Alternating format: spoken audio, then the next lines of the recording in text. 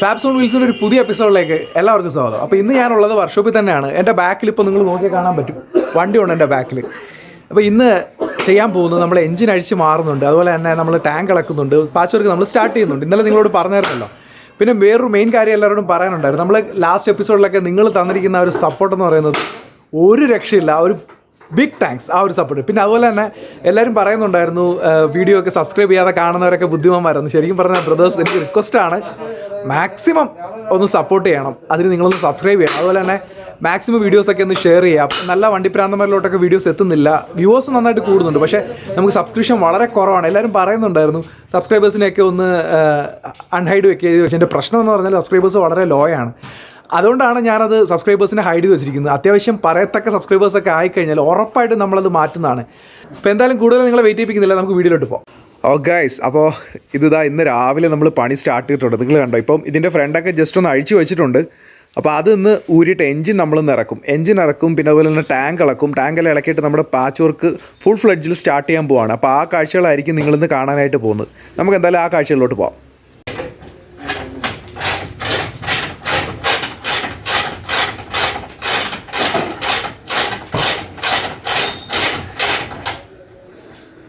അപ്പോൾ നിങ്ങൾ മനുവിനെ കണ്ടിട്ടില്ലായിരുന്നു. വർക്ക്ഷോപ്പിൽ എല്ലാവരെയും പരിചയപ്പെടുന്നത് നിങ്ങളെല്ലാവരും കമൻറ്റിൽ പറയുന്നുണ്ട്. മനുവാണ്. മനു ഒന്ന് ഹായ് കൊടുത്തേ. ആ മാസ്ക് ഒന്ന് മാറ്റും മനുവേ. ഇത് മനുവാണേ. മനു ഇവിടുത്തെ മെയിൻ വിങ്ങിലുള്ള ആളാണ്. അപ്പോൾ ഇന്ന് ശരിക്കും പറഞ്ഞാൽ നമ്മുടെ ദാസേട്ടനും ബിച്ചേട്ടനൊക്കെ ഭയങ്കര ബിസിയാണ്. ദാസേട്ടൻ ഇവിടെ ഫുൾ കോളിംഗ് വർക്കിലാണ്. ഓക്കെ, അപ്പോൾ ആ ഫ്രണ്ട് ഊരി പറഞ്ഞ് മാറുന്നതിന് മുമ്പ് ഫ്രണ്ട് ഊരി മാറ്റി. ഓക്കെ, നടക്കട്ടെ, പണി നടക്കട്ടെ.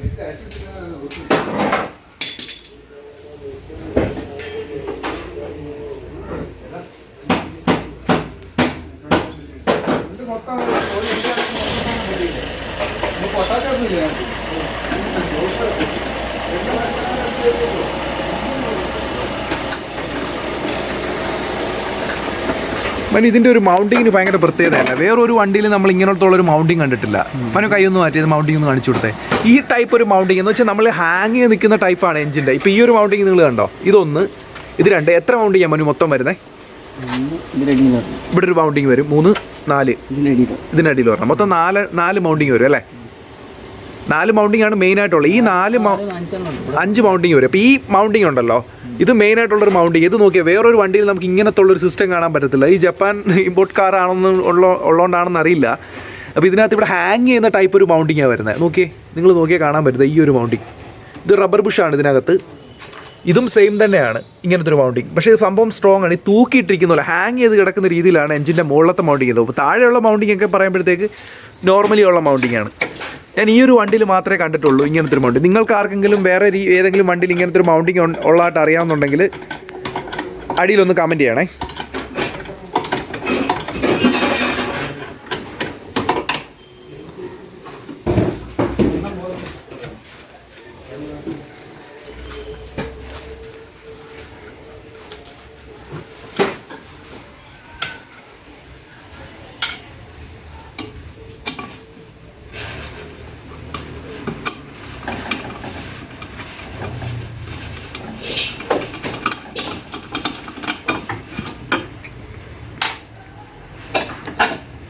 അങ്ങനെ ഒരെണ്ണം ഊരി അതൊരു മാറ്റിയിട്ടുണ്ട്. ഇനിയിപ്പോൾ അടുത്ത് വരണം.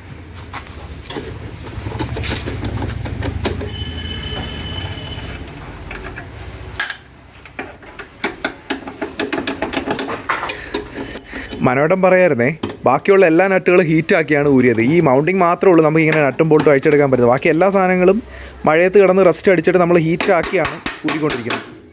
ഇതിപ്പോൾ എന്തായാലും ഊരി വരുന്നുണ്ട്. മനു, ഈ നമ്മളിത് ഇനിയിപ്പം റീസ്റ്റോർ ചെയ്ത് കഴിയുമ്പോഴത്തേക്ക് എഞ്ചിൻ നമ്മൾ കയറ്റുമ്പോഴത്തേക്ക് ഫുള്ള് ബുഷെല്ലാം പുതിയ മേടിക്കണം? കുഴപ്പമില്ല അല്ലേ? ഇതാണ് കേട്ടോ, അതാ ഞാൻ ആ പറഞ്ഞ 2 വീല് പോലെ വരുന്നൊരു ബുഷാണിത്. എനിക്കൊരു ഡൗട്ട് ഉണ്ടായിരുന്നു, ഈ ബുഷിനകത്തൊരു ബെയറിങ് വരത്തില്ലേ മനു? ബെയറിങ് ഇല്ല, സ്ലീവാണ് വരുന്നത് അല്ലേ? ബെയറിങ് അല്ല, സ്ലീവാണ് വരുന്നത്. അപ്പോൾ ഈ ഒരു ബുഷാണ്. വളരെ രസകരമായിട്ടുള്ള സംഭവമാണ്. വേറെ ഏതെങ്കിലും വണ്ടിക്കകത്ത് ഇങ്ങനെ ഉണ്ടെന്നുണ്ടെങ്കിൽ നിങ്ങൾ അടിയിലൊന്ന് കമൻറ്റ് ചെയ്യണേ. എനിക്കറിയില്ല, അപ്പോൾ നിങ്ങൾക്ക് അറിയാമെന്നുണ്ടെങ്കിൽ ഒന്ന് കമൻറ്റ് ചെയ്തേരേ. ഇത് കണ്ടില്ലേ, ഒരു വലിയ ബുഷും ഒരു ചെറിയ ബുഷ്, 2 ബുഷ് ഇരിക്കുന്നുണ്ടോ? ഇതാണ് 2 ബുഷ്.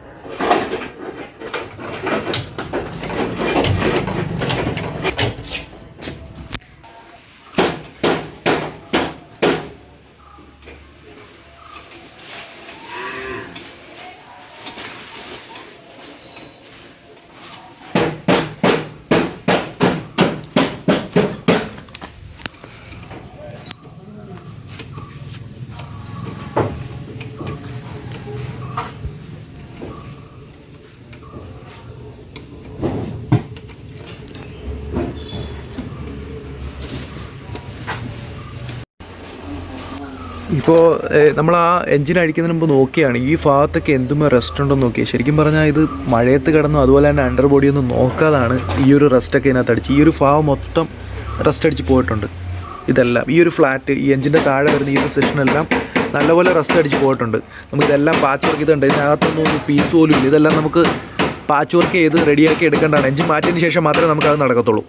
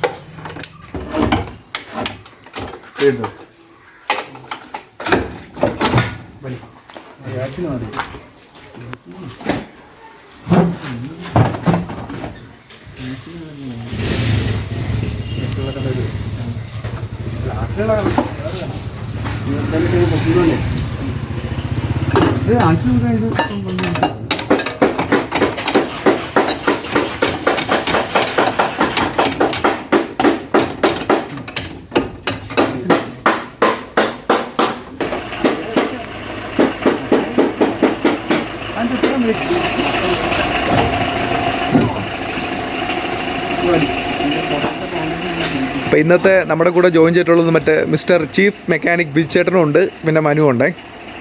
അപ്പോൾ എന്തായാലും എൻജിൻ ഒരു വിധത്തിൽ പൊക്കിയെടുത്ത് തുടങ്ങി പരിപാടി.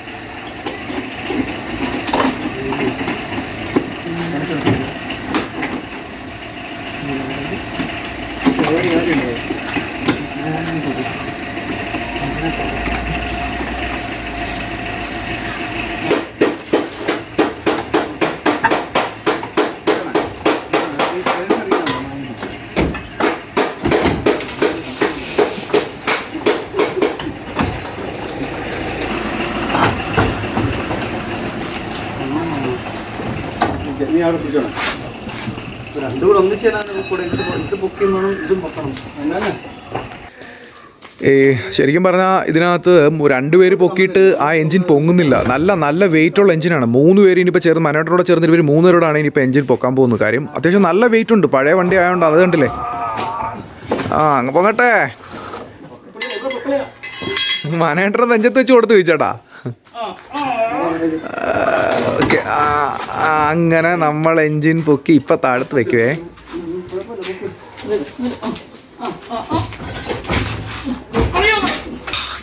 എന്തായാലും വളരെ വിദഗ്ധമായി നമ്മൾ എൻജിൻ ഇറക്കിയിട്ടുണ്ട്. വെയിറ്റ് കുറവാണോ?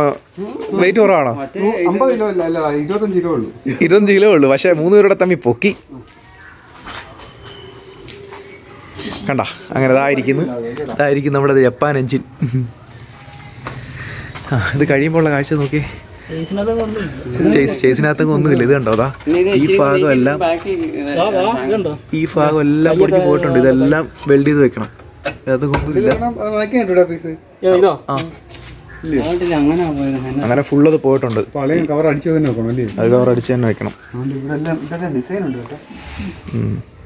അപ്പോൾ അതെന്തായാലും ഇപ്പം നമ്മളെന്തായാലും എഞ്ചിൻ ഇറക്കിയിട്ടുണ്ട്. നമുക്കിനി ഇതാണ് എഞ്ചിൻ ഇറക്കിയതിന് ശേഷം ഈ ഒരു കാഴ്ച നിങ്ങൾ കാണുന്നത്. അപ്പോൾ എന്തായാലും നമുക്കിനി ഇളക്കാനുള്ള ടാങ്കാണ്. അപ്പോൾ നമുക്ക് നോക്കാം. അടുത്ത ടാങ്ക് ഇളക്കുമ്പോഴത്തേക്ക് നമുക്ക് ബാക്കി കാര്യങ്ങൾ നോക്കാം.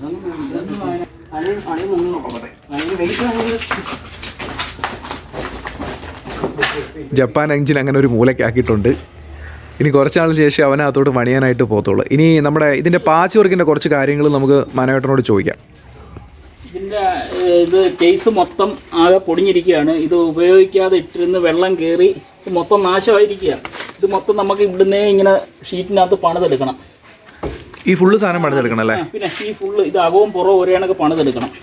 ചേസ് ഇത് കണ്ടോ, തുണ്ടൊക്കെ ഇട്ട് വെച്ചിരിക്കുക. നേരത്തെ അവർ തുണ്ടൊക്കെ ഇട്ടിട്ടുണ്ട്. ചെയ്തിട്ടുണ്ട്. ഇതിപ്പം മൊത്തത്തിൽ നമ്മളിതിപ്പം കട്ട് ചെയ്ത് കളഞ്ഞ് പുതിയ ഷീറ്റ് പണിത് വെക്കണം. ഇത് അണ്ടർ ബോഡി ഒന്നും പെയിന്റ് അടിക്കാതെ ഇട്ടിരുന്നിട്ടേ ഉപയോഗിക്കാതെ കിടന്ന് നശിച്ചു പോയതാണ്. ഉപയോഗിക്കാതെ നശിച്ചു പോയല്ലേ? ഉപയോഗിക്കാതെ കിടന്ന് നശിച്ചു പോയതാണ്. ഇത്രയും പൊടിഞ്ഞിരിക്കുകയാണെന്ന് നമ്മൾ വിചാരിച്ചില്ല.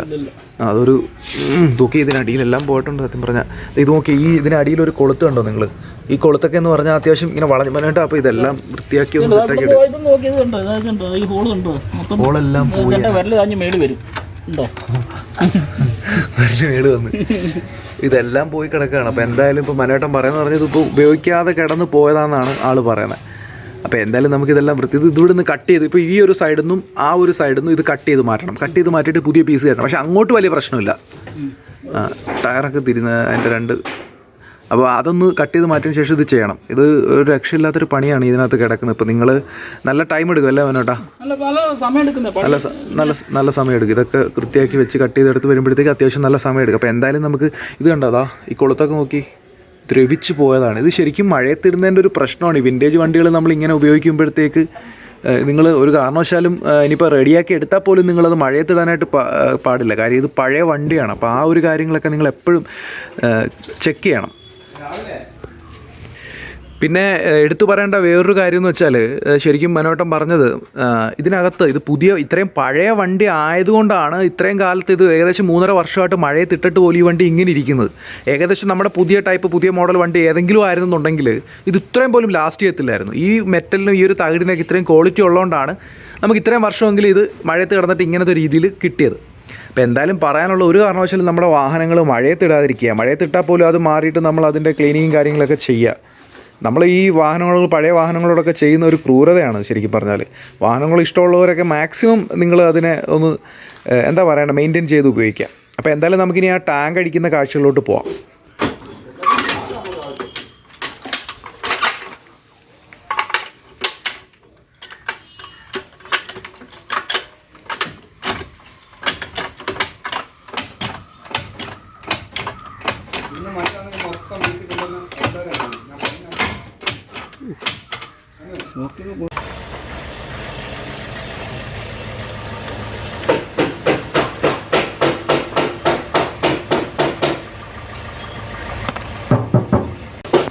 നമുക്ക് ഈ പഴയ വണ്ടിയുടെ ഒരു പ്രത്യേകതയാണ്, നമുക്ക് ഡ്രെയിൻ നെറ്റ് വരുന്നുണ്ട് ഫ്യൂൽ ടാങ്കിൽ. വേറെ ഏതൊക്കെ വണ്ടിയിൽ വരുന്നുണ്ടെന്ന് അറിയില്ല. എന്തായാലും നിങ്ങൾക്ക് അറിയാവുന്നുണ്ടെങ്കിൽ കമൻറ്റിൽ ഒന്ന് മെൻഷൻ ചെയ്യണേ. അപ്പോൾ ഇതിന് നമുക്ക് ഡ്രെയിൻ വെട്ട് വരുന്നുണ്ട്. മനു ഇപ്പോൾ അത് ഊരിക്കൊണ്ടിരിക്കുക. അത് ഊരിയെല്ലാം മാറ്റിയതിന് ശേഷമാണ് നമ്മൾ ടാങ്ക് ഊരാനായിട്ട് പോകുന്നത്.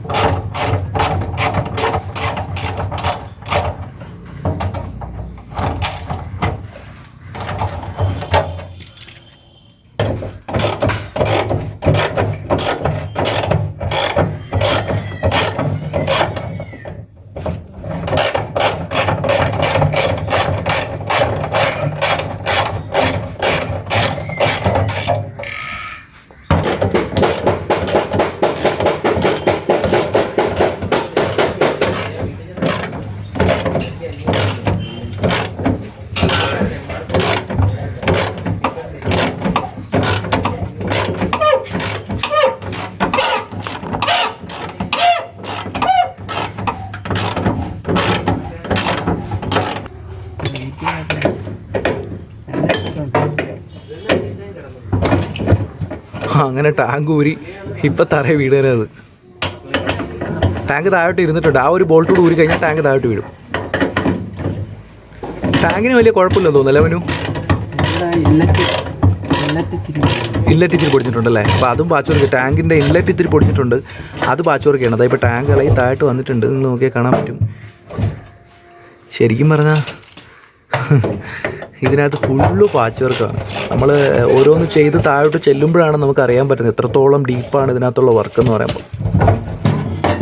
ടാങ്ക് കൂടി ഇളക്കി എടുത്തിട്ട് ഞാനെങ്കിൽ പുറത്തോട്ട് എടുക്കും മനു. അതാ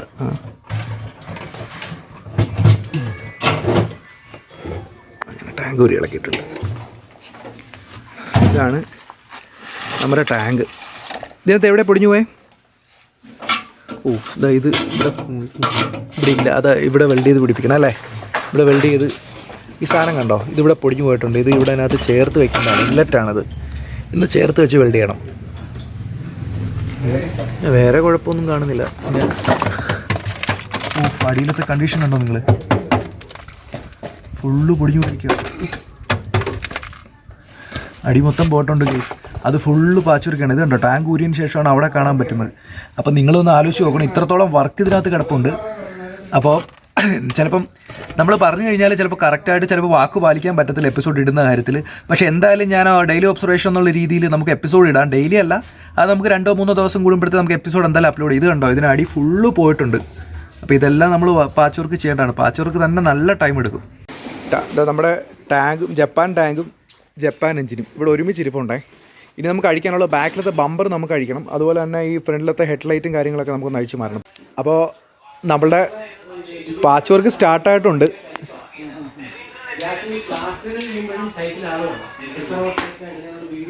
അപ്പോൾ ഇത് നമുക്കിപ്പോൾ കട്ട് ചെയ്ത് മാറ്റണം.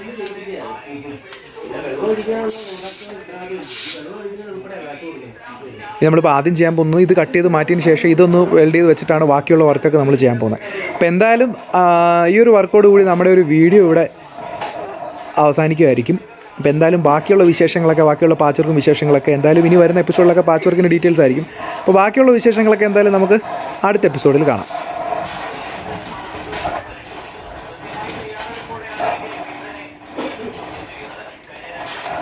നമ്മൾ ശരിക്കും പറഞ്ഞാൽ ഈ ഒരു വൈൻഡപ്പ് വീഡിയോ എടുക്കാൻ വേണ്ടിയിട്ട് വർക്ക്ഷോപ്പ് ഫുള്ള് ഓടി നടന്നു. പിന്നെ വേറൊരു വണ്ടിക്കകത്തിരുന്നാണ് ഈ ഒരു വീഡിയോ എടുക്കുക. കാര്യം എന്ന് വെച്ചാൽ ഭയങ്കര സൗണ്ട് നോയ്സ് ഔട്ട് സൈഡിലുണ്ട്.